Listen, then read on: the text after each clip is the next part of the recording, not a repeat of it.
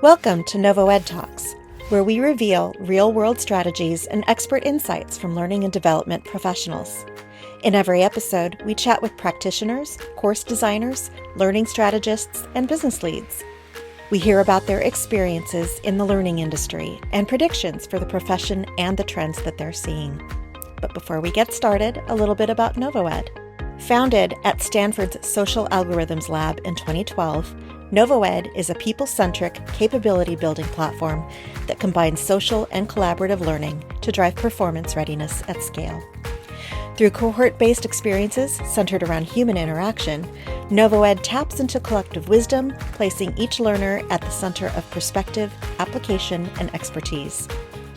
Large enterprises such as 3M, GE, Marriott International, and Nestle partner with NovoEd to accelerate their critical initiatives, reconnect teams, and achieve rapid alignment through learning that is felt, experienced, and swiftly transformed into impact. Now, let's meet our guest for today's episode. Hello, everyone, and welcome to the NovoEDTalks podcast, a space for training trailblazers to get real. My name is Melissa Fisk. I'm the producer of the NovoEDTalks podcast, and today I am joined by Jennifer Rice, who is the SVP of Learning and Organizational Development at Universal Music Group. Jennifer leads innovative, inclusive programs that foster culture, leadership, and employee growth across labels, functions, and countries. With over 20 years of global HR and talent experience, including leadership roles at Beauty Counter, Hard Rock International, and Guess Inc., she specializes in building culture, learning, DEI, and organizational strategies that drive business results. A passionate traveler who has lived in 4 countries and visited more than 45, Rice now resides in Los Angeles with her husband, 2 children, and 4 pets. Jennifer, welcome to the NovoEDTalks podcast. Thank you so much for joining us today. Thank you, Melissa. I'm excited to be here.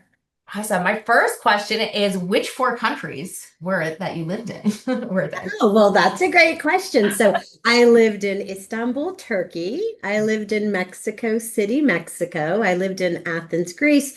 And then, of course, the United States, several places within the United States. Yeah, that's so cool. So awesome. Yeah. I bet that could be a whole podcast episode in and of itself. In and of itself, absolutely.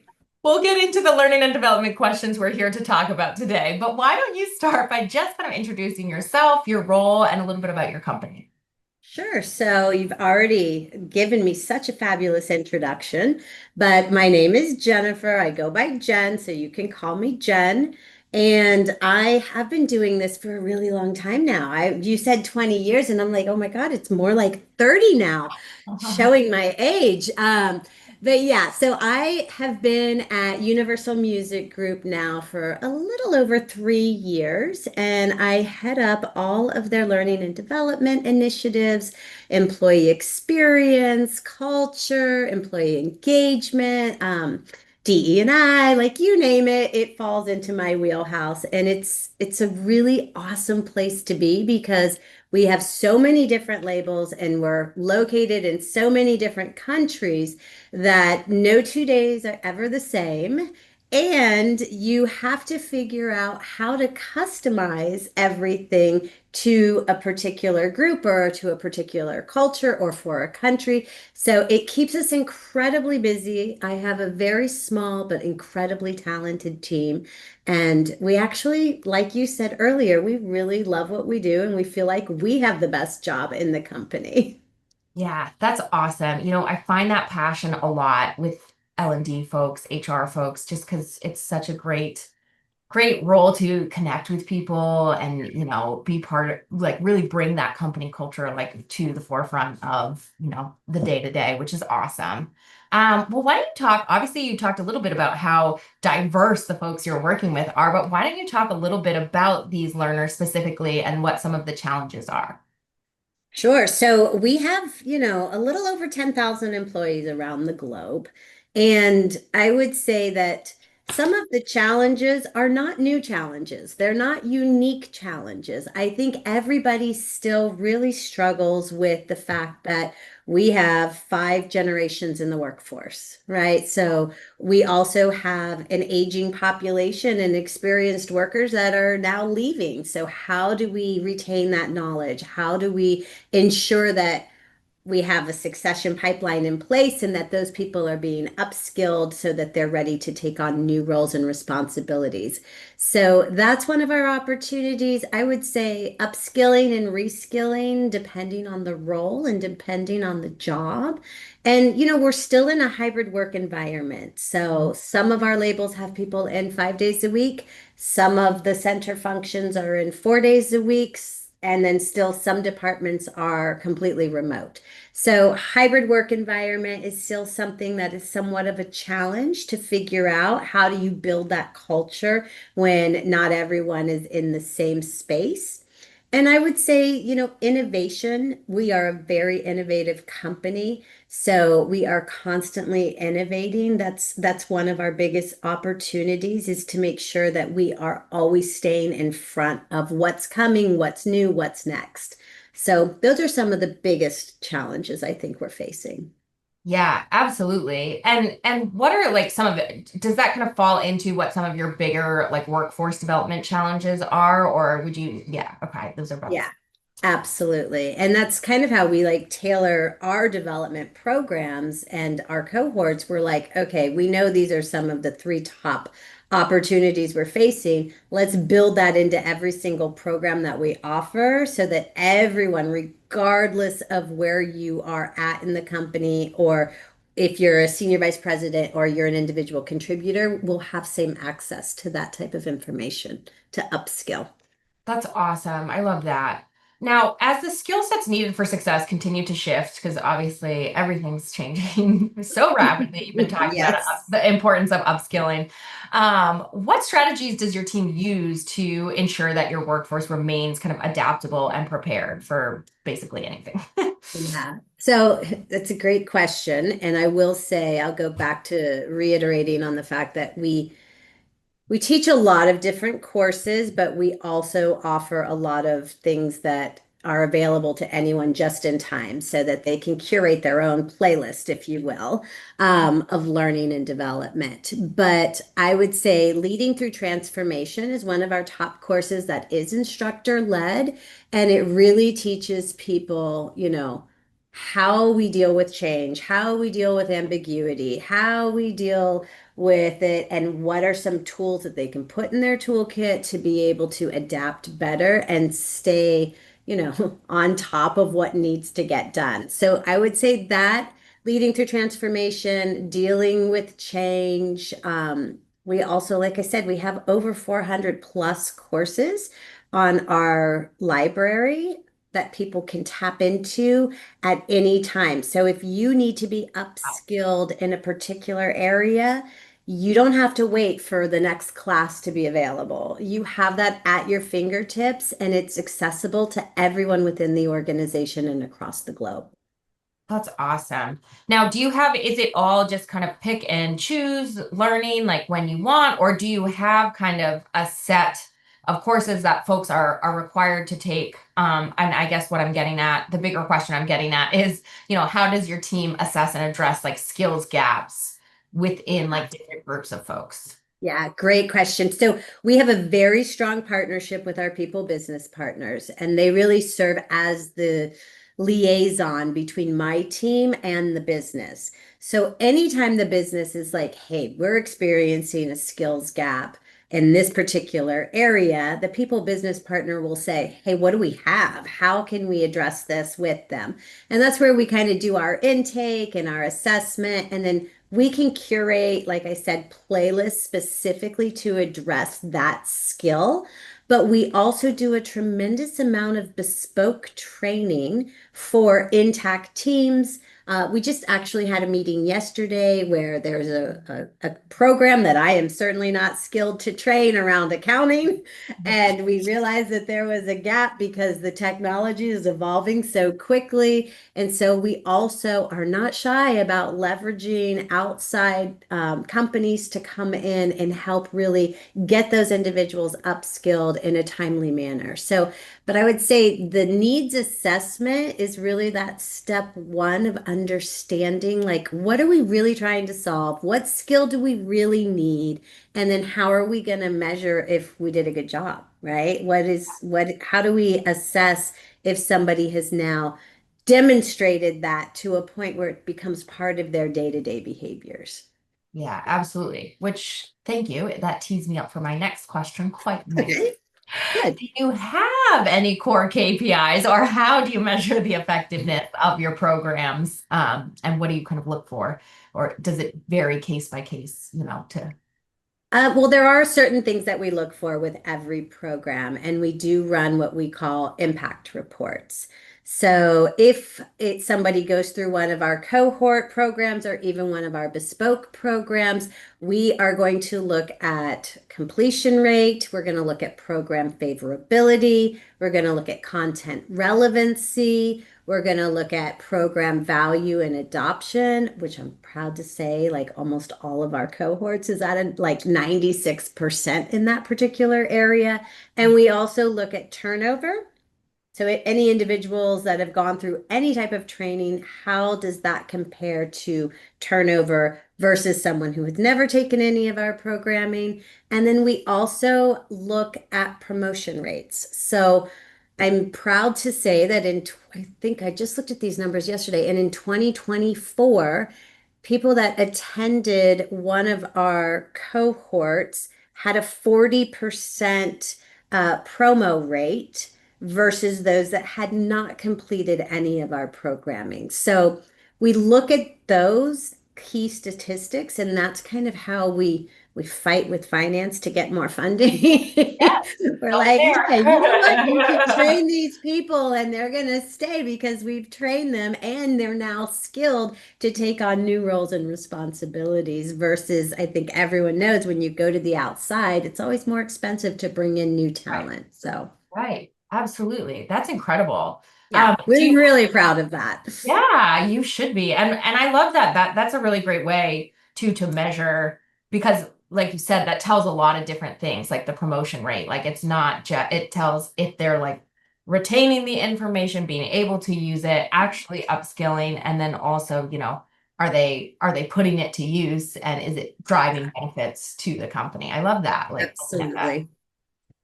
Do you have another example of a successful like case study or an L&D or mentoring even initiative at your organization that you can point to and say, hey, this really affected Oh, overall yeah. organizational performance? So we actually had two programs that were running, and part of those programs included having a mentor. So someone within the business, and we did a lot of, pairing people up. They got to select their mentor, and we built the mentoring cadence and connections into the actual cohort. But in addition to just mentoring, we also gave everyone an individual coach through a third party vendor. And so I think the combination of the mentor, which, had to be somebody that sat in the business that was not the business that they were in, it really helped to build their network, build their confidence, get education. But more importantly, here in our industry, it's about exposure.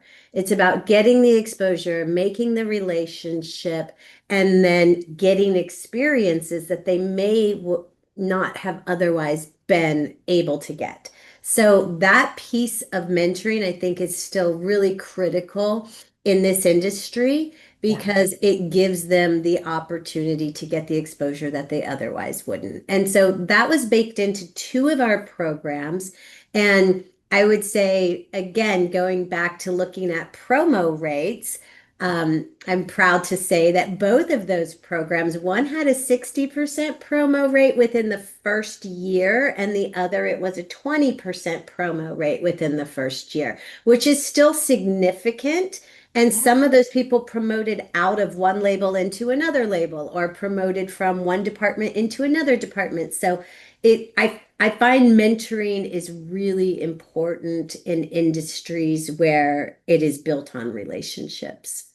Absolutely. We're really seeing that like across the board too. Like not even just like those that are built on like relationships, but just especially with, I keep saying it, but it's so true, like how rapidly everything's evolving and like with technology and with AI, it's like having that person to be like to like almost like work through together on that, and like and have someone to go to, like, how do I navigate this? How do I start using that? Or like just that's just one example, but like really just mentorship, across the board, I think like per that example has become like so important and such a powerful tool for learning and development and retaining knowledge and just, enhancing company culture as well, I really think.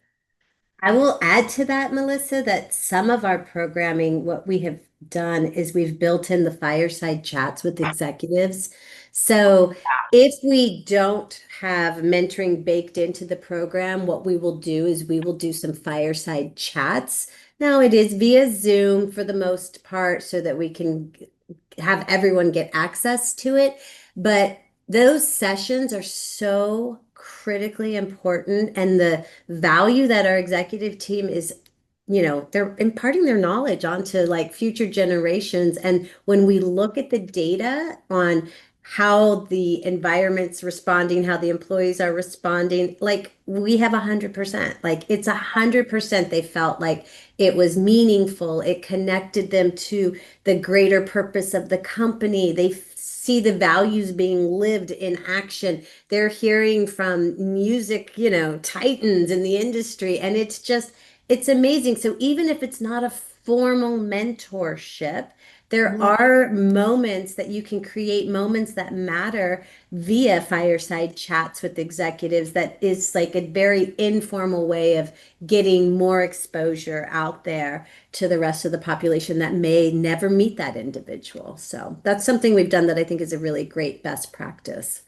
I love that. I think that's so great and so powerful and something super important that I think all our listeners can take away from this, that it doesn't have to be a crazy formal mentorship Yeah, program it that you doesn't have have to to get be. all this buy-in from. Like you can have these kind of like anecdotal situations which are easy to put on, but still super valuable. I love that. Switching gears a little bit, talk to me a little bit about technology and the role that plays in your programs.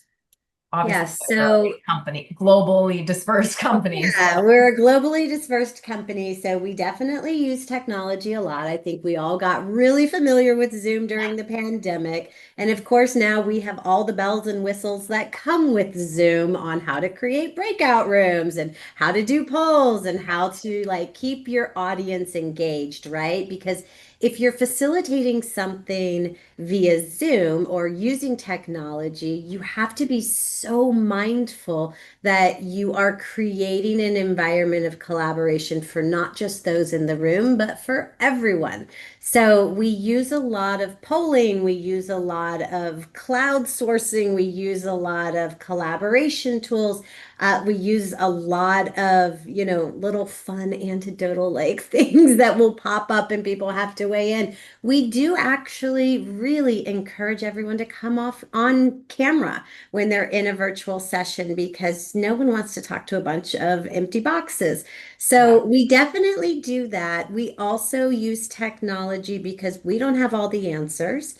So we use technology to also enhance content. So if we're facilitating on a particular topic, we then have technology that they can go to and leverage so they can get just in time learning from somebody that's an expert in the industry. So not from our internal employee base, but somebody outside of the organization that has that as a skill set.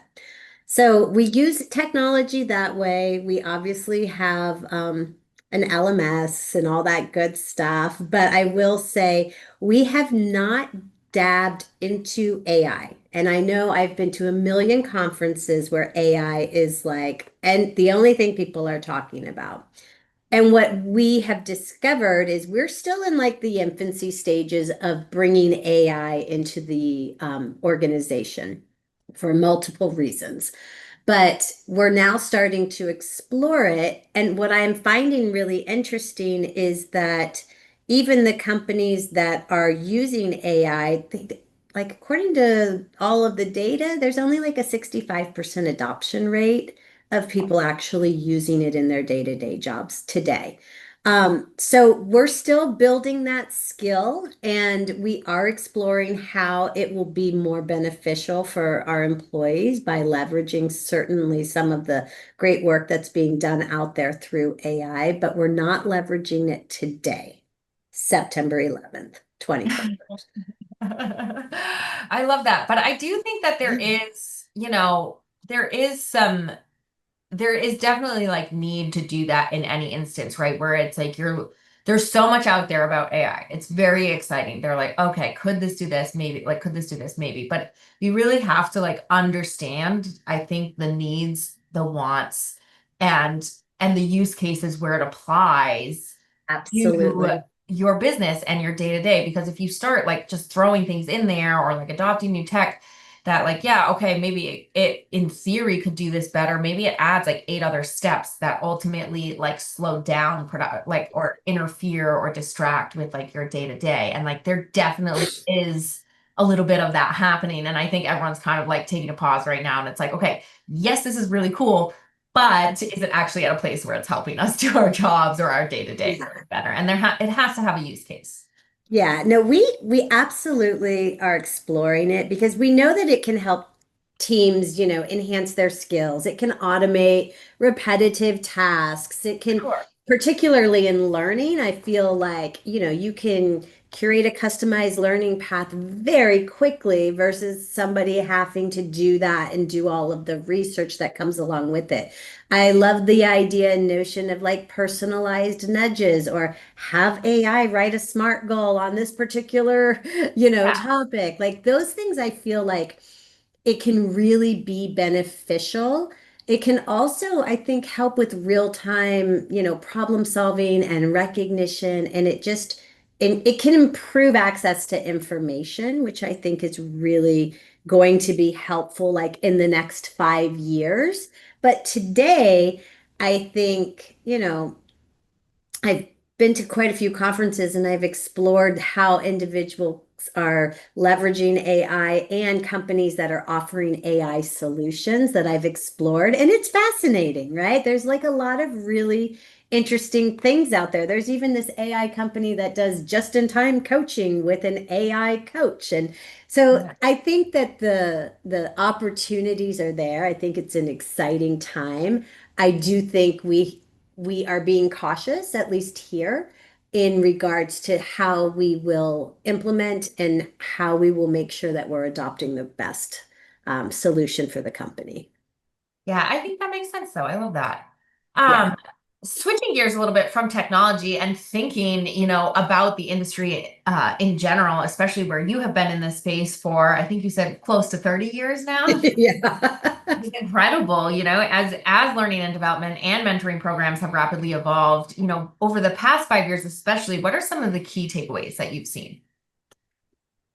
Well, I will say that people still like to get together in person and connect, and they still want to be a part of a community where there's like a sense of purpose or a sense of belonging. I think no matter how much technology is out there, like that is one piece that will always exist. People do still want to be with other people. So I think our mentors really enjoy in-person experiences, as do the mentees. We've built in these things called connect days into our programming. So if you're going through a program that you have a mentor or you have a coach associated with it, or you don't have either, we're still going to create in-person experiences for anyone and everyone who has been a part of the program. So it gives them even more exposure and more opportunities to network and connect.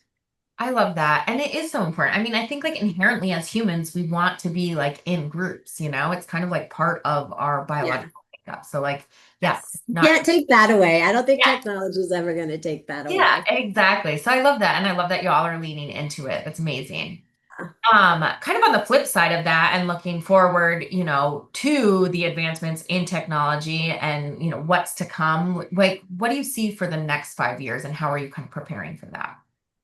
Yeah, so like I said, we are starting right now to look into a variety of different ways to leverage AI and really increase our employee experience by giving them access to everything that they might need in order to be successful here. I think in the next 5 years, if we are able to adopt some of that, it's probably going to lead to less turnover, more employee engagement.